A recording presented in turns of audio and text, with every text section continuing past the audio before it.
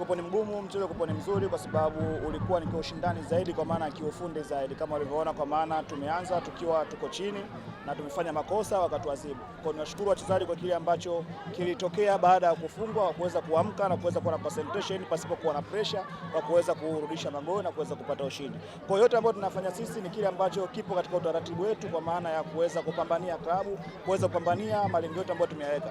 Mechi iliyopita nafikiri haikuwa vizuri kwa sababu ilikuwa haijapangwa hivyo, kwa sababu tulifanya kazi ambayo inatakikana, lakini pia mpinzani alikuwa ni mzuri zaidi. Lakini leo tumekuja kuheshimu mpira, kwa maana timu zilizokutana zote tunashindana, na kikubwa ni yale ambayo tumefanya kwenye uwanja wa mazoezi na marekebisho ya mechi iliyopita. Hii kuangalia pia Mashujaa ni timu nzuri ambayo pia msimu uliopita ni timu moja ambayo ilitusimamisha kupata ubingwa. Kwa mechi leo niseme kwamba napongeza wachezaji, nipongeze washabiki, nipongeze wapenzi wote waliojitokeza kupata ile burudani ambayo mechi iko na kushindani. Niwapongeze Mashujaa, wameweza kuleta ushindani mzuri, lakini kikubwa mbinu ndo zimezidi kufanya kazi katika mchezo wa leo na kesho kupata pointi 3.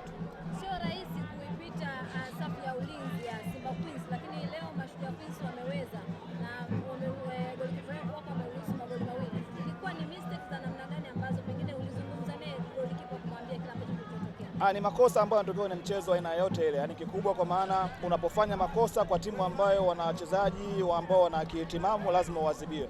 Tumefanya makosa wakapata magoli mawili, wamefanya makosa tumepata magoli 5.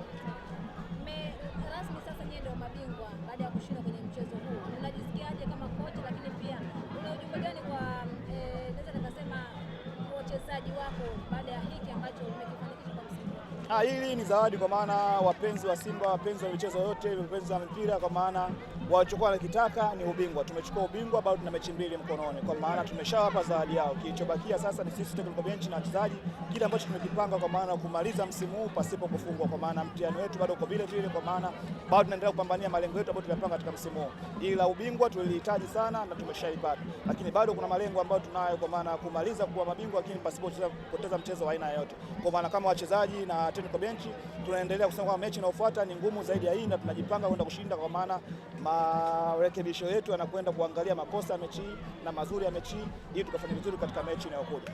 Kama kocha unaweza kushare mechi ambayo pengine ilikuwa tough kwa msimu huu, unaweza kuzungumza hivyo baada ya nyie kutoa ubingwa kwa msimu huu? Katika ligi kuu ya wanawake msimu huu kwa 25-26 timu ambayo imepata ushindani wa timu zote ni Simba. Kwa sababu gani? Imekuwa ni timu ambayo imekamiwa, ni timu ambayo kila mtu anahitaji kufanya, ni timu ambayo inakamiwa, ni timu ambayo kila timu inakuja kufanya wao ndio onekane wamestopisha Simba. Lakini umeangalia pia timu zinakuja kuwarukia wachezaji wa Simba, tunaishi burudani. Kwa kubwa nasema kwamba ligi nzima na tunaendelea, timu ambayo ipata ushindani mkubwa sana katika ligi ni Simba, na kama tungekuwa tuko timamu na tuko kimafunzo na tuko katika ueledi wa kuweza kujua kwamba tunataka nini, tunatafuta nini na tufanye kitu gani ili tupate kitu chetu, tungeweza kupoteza kile ambacho tunakihitaji. Lakini nasema kwamba mechi zote zimekuwa za ushindani, mechi zote zimekuwa ngumu kwa Simba, lakini bahati nzuri tumeweza kuwashinda, kwa maana kupata pointi 3 katika mechi.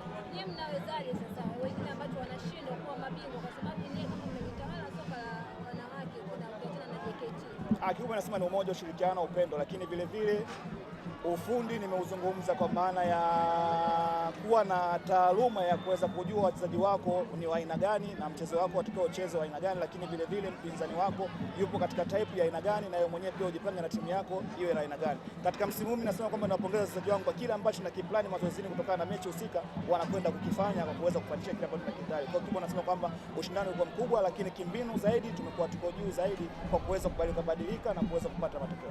Asante. Shukrani.